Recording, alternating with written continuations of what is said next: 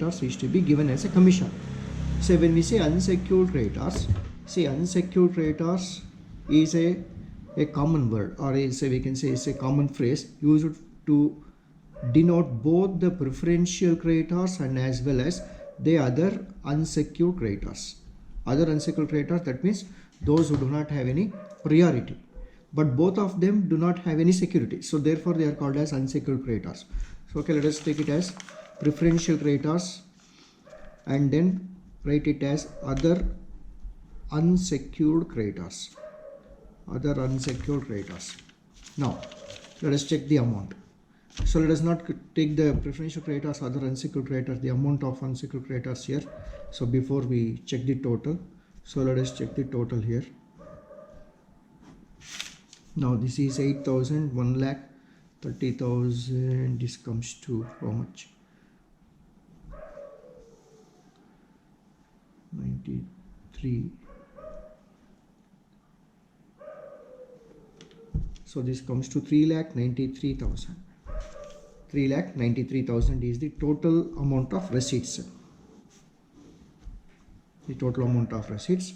Now let us check. So the total receipts available. Total receipts available is 3,93,000, out of which we have to made a payment here.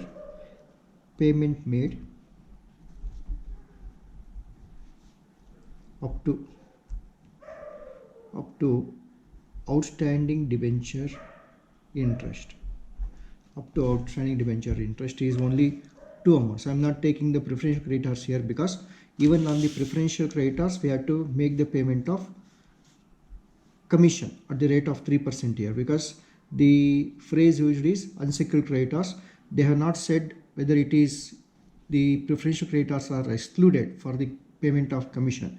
That means when it is not expressly said it has excluded, we have to invariably include that. That means we have to pay the commission on both the preferential creditors and as well as other unsecured creditors.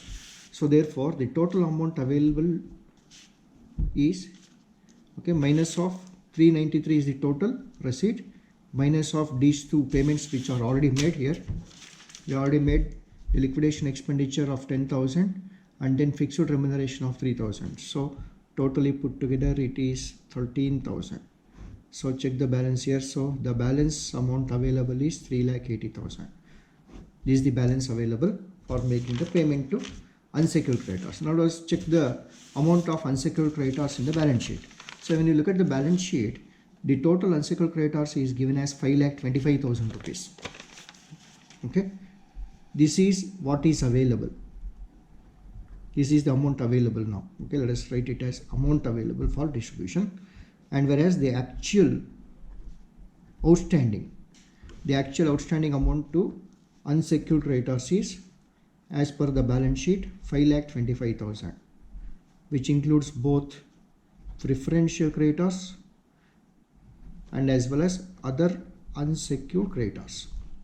Right now this amount cannot be paid because what is available is only 3,80,000, which is lesser than this amount. So this is not going to be paid.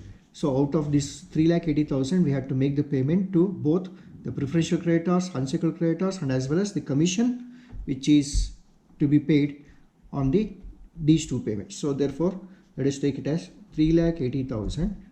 3,80,000 is to be distributed between unsecured creditors, that is total inclusive of the preferential creditors and the commission. And as we already know, we have discussed, suppose when you make a payment of rupees 100 to the unsecured creditors, we have to make a commission at the rate of 3% as given in the balance the adjustment here. So rupees 3 will be paid. So the totally it is equal to 103. So whatever the amount available on with us now on hand is equal to 103%. So therefore 3,80,000 divided by 103. Now to the unsecured creditors the amount paid will be 3,80,000 divided by 103. Okay, let us check this here. 3,80,000 divided by 103. this comes to 3689 into 100. So the total amount is 3,68,932. 3,68,932. 98,000. Sorry, 3,68,000. 3,68,932. This is the amount that can be paid to the unsecured creditors, and let us make a payment of commission at the rate of 3% on this amount now. So 3,68,932 into 3%. So that comes to 11,067.96 paisa. That means it is, so the amount of commission to be paid is 11,068. 11,068. And the total amount, it will be equated to 3,80,000. So this is the total amount available. So now let us go back to the statement here. So in the statement, we have to make the payment of commission at the rate of, that is on 3,68,932. I will enter that amount here, 3,68,932. This is the amount on which we are going to make the payment of commission at the rate of 3%, which is already calculated as 11,068. 11,068. Now 3,68,932 is to be paid to the unsecured creditors, that is, which includes both preferential creditors and other unsecured creditors. Now, out of, as given in the balance sheet here, the total amount of unsecured creditors is 5,25,000, out of which 20,000 is the preferential creditors. So we have to make the payment to the preferential creditors first. So therefore, I will take it as 20,000 here. Preferential creditors 20,000, and now the amount of other unsecured creditors will be 3,68,932 minus 20,000, because this 3,68,932 includes both preferential creditors and as well as other unsecured creditors. So we have made already a payment of 20,000 to the preferential creditors. The balance remaining will be the payment made to other unsecured creditors. So minus of 20,000, this comes to 3,48,932. 3,48,932. So this is the payment made to them. Now, so when you check the total, this will be automatically, it will tally with the total receipts 3,93,000.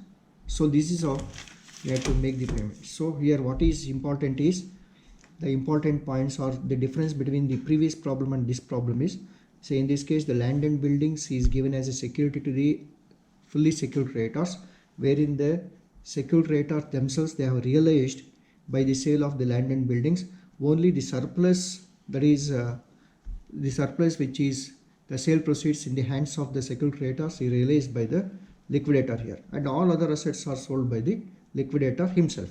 That is the one change, and therefore the amount of the amount which for which the land and building sold is 1,80,000, and the actual amount outstanding to the unsecured credit, the fully secured creditors, is 1,50,000. The balance of 30,000 is taken here, which is the surplus realized from the fully secured creditors. And then apart from that, we have one more new adjustment, that is calls on equity shares.